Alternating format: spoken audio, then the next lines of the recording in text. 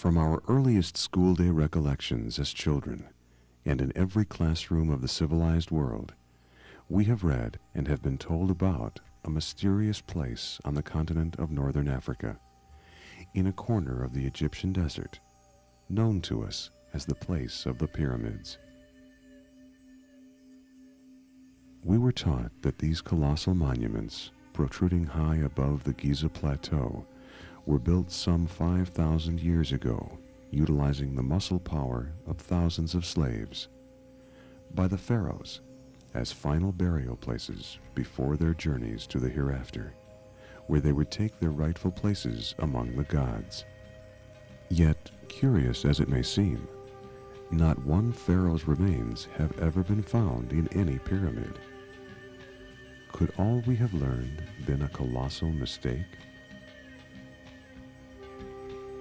When you discuss the way the pyramids were built, the Sphinx was built, you have to understand that the enormity of the pyramids. The pyramids was more than just a grave for the pharaoh.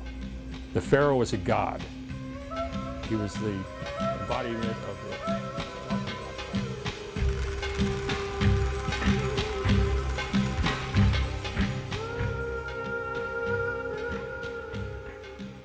Is it possible that because of certain incredible physical characteristics contained in and around these massive structures, recently scrutinized by modern scientific means, that they were actually built by people of a much more advanced civilization, and one which, incredible as it may sound, existed some thousands of years before the Egyptians?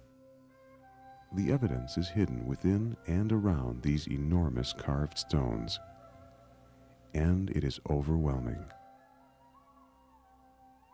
The idea that there was a super civilization just doesn't hold water. It's just, the pyramids of the first dynasty were crude pyramids.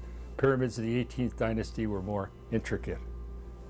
Even the first to the fourth, with Khafre and Khufu, you can see the improvement. If there was a super civilization, it would have been super at the first dynasty and not later on a natural progression of intelligence.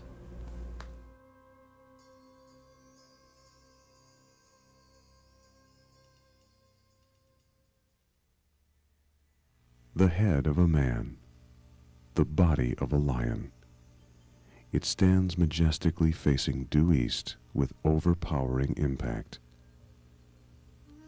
From a frontal view, it seems to be the guardian of all that exists behind it, as if to say to the visitor, "Beware, I have the intelligence of a human, and I possess the power and ferociousness of the king of the jungle." 66 feet in height, 240 feet long, with broad shoulders some 38 feet wide, entirely carved in its place from hard limestone rock in one piece. Over the centuries, it has withstood climatic changes as well as constant probing and prodding by thousands of writers, scientists, historians, looters, and theologians. Some of these intruders even tried to restore it with huge blocks of stone when it became withered and eroded. At one time, it even had to endure being painted totally red, yet it still remains a puzzle, with dozens of pieces waiting to be put in place. The permanent disfigurement of the face was done by a religious fanatic who had hoped that this act of vandalism would in some way right the many wrongs committed by all of mankind.